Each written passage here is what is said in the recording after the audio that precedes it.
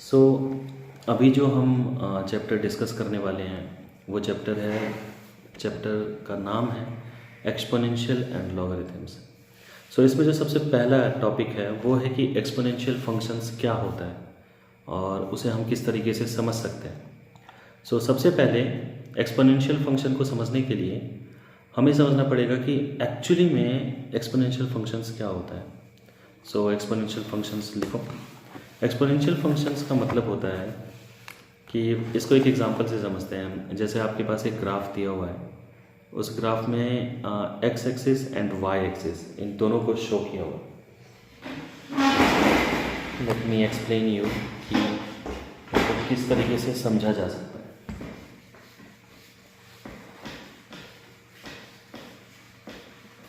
ठीक है, तो यहाँ पे आपको दो ग्राफ दिया हुआ है, ग्राफ 1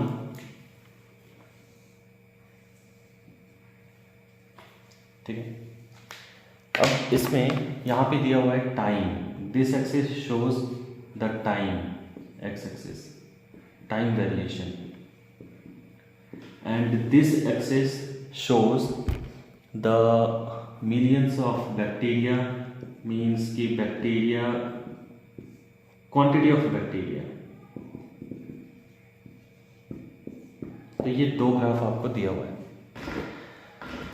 तो इस ग्राफ में जो बैक्टीरिया का ग्रोथ है, मीन्स कि अगर वो बैक्टीरिया बढ़ रहा है टाइम के अकॉर्डिंग, मान लो कि इतने टाइम तक बैक्टीरिया इतना था, फिर वो धीरे धीरे बढ़ते बढ़ते जैसे जैसे आगे चला जाएगा, तो the growth of bacteria in the opening problem is shown on the graph along side. ठीक है, तो इस सिचुएशन में हमें y axis and x axis time variations के साथ बैक्टीरिया की क्वांटिटी में कितना ग्रोथ हो रहा है, इसको हम किससे समझ सकते हैं? तो इसको हम समझ सकते हैं एक्सपोनेंशियल फंक्शन से। सो एक्सपोनेंशियल फंक्शंस हमें कहता है कि suppose you have observe that the populations after each hours, हर घंटे में पॉपुलेशंस बैक्टीरिया की ग्रोथ कर रही है और वो ज्योमेट्रिक सिक्वेशंस बनाती है कॉमन रेशियो के साथ, और वो कॉमन रेशियो है 2। तो यहाँ पे हमारा जो इक्वेशन बनेगा वो इक्वेशन फॉर्म होगा B T is equal to, अब डिपेंड करता है कि उसका ग्रोथ कितना हो रहा है। जैसे सपोज स्टार्ट हुआ 20 से, फिर उसके बाद 28, देन फिर 40, ऐसे करके उसका अगर ग्रोथ हो रहा है तो इसमें इक्वेशन बनेगा बी टी, स्टार्ट हुआ 20 से, सो मीन्स 20 इंटू 2 और 2 to B power exponent T minus 1।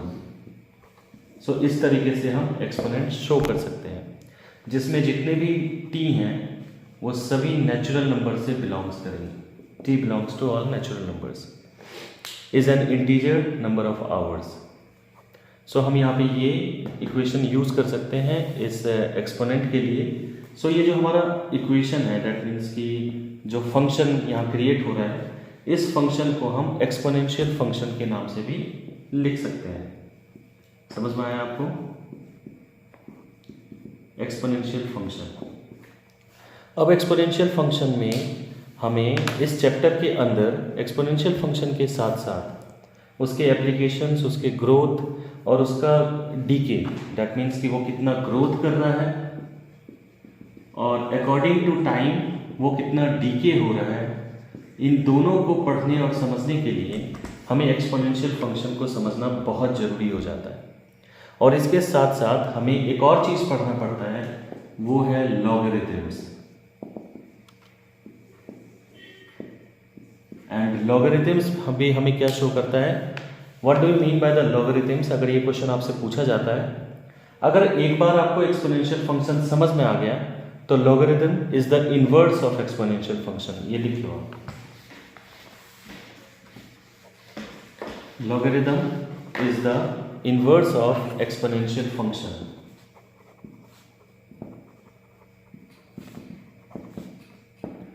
Is the inverse of exponential function. So अब इस टॉपिक में हम ये दोनों डिस्कस करेंगे कि लॉगरिथम कैसा होता है और एक्सपोनेंशियल फंक्शन कैसा होता है।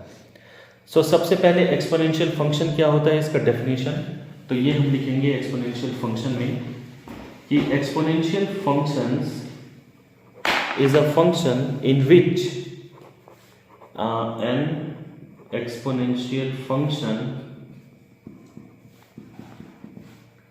is a function in which जिसके अंदर variable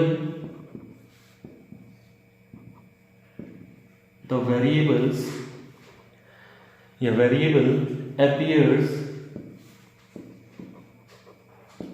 in exponent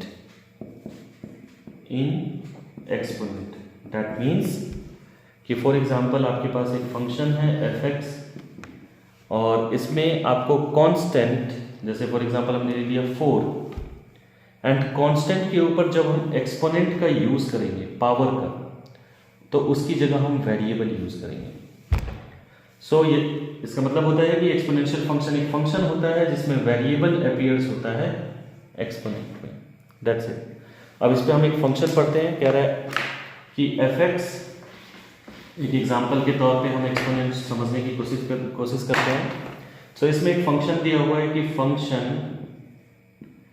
fx is equal to 5 to the power x and find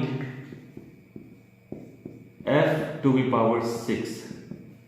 सो अब हमें इस f to the power 6 को यूज़ करना है इस एक्सपोनेंशियल फंक्शन में। सो ये फंक्शन हम लिखेंगे f to the power 6, f6 is equal to 5 to the power 6। So 5 to the power 6 कितना होगा, 5 multiply itself by 5 times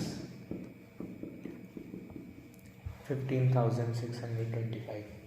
15,625. That's a exponential function. I think आप सभी को एक्सपोनेंशियल फंक्शन अच्छे से क्लियर हो गया होगा। सो हमें एक्सपोनेंशियल फंक्शंस में तो यही करना है।